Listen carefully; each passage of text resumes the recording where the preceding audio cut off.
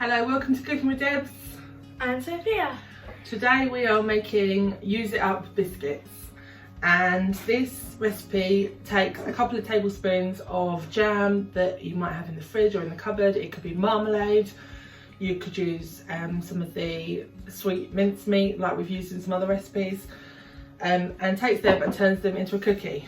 So in this bowl I've got 3 ounces of butter.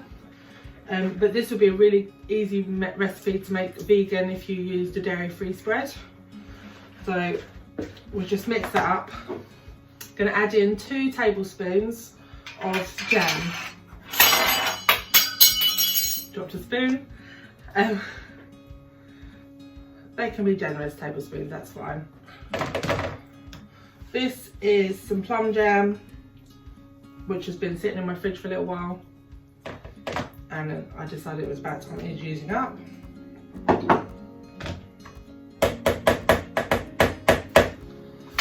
So beat the jam into the butter. The ingredient I'm going to add is plain flour and baking powder. Alternatively, you could use self-raising flour.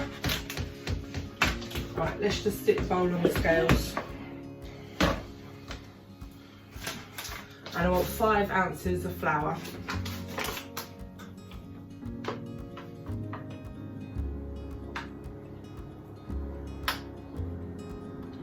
This is a very rough and ready recipe, so if you need to use a bit of extra flour or you need to put a bit of extra jam in, that's fine. Got 5 ounces of flour and a teaspoon of baking powder.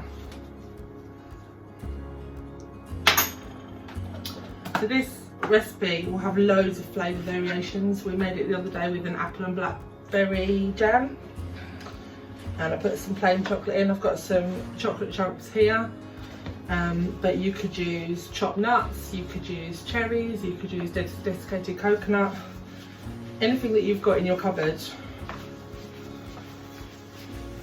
So you want 1 to 2 ounces of the extras. This is about 30 or 40 grams, so it works out about the same, slightly more than 1 ounce. And then we're just going to mix it all together. If it gets up on your spoon, just scrape it off. You just want to bring all the dough together.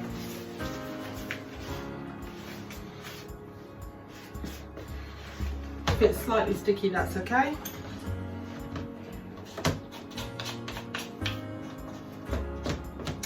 I've got my oven on 180 degrees centigrade, which is 350 Fahrenheit, or gas mark 4. And these are going to cook for 10 to 15 minutes. You want to keep an eye on them because they've got jam in rather than sugar. They can suddenly get a bit brown. So just keep a little eye on them after 10 minutes and see if they're looking done. What I did when I made them last time was just cut it open, and I could see that they were still a little bit doughy inside, so I put them back in for a couple of minutes. Right, and then we're just going to take some small balls, yeah, like that.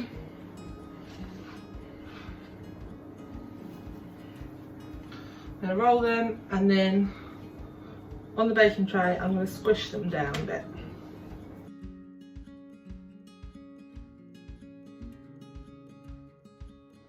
Alternatively, you could roll it out to,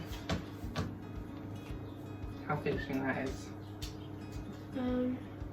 3/4 of a centimetre, maybe, and then just slice it into pieces.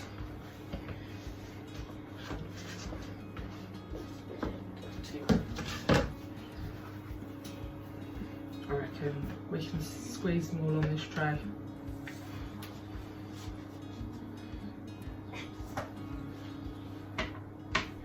And that's it. We're just going to pop them into the oven for, as I said, 10 to 15 minutes, and then we'll show you what they look like when they're done.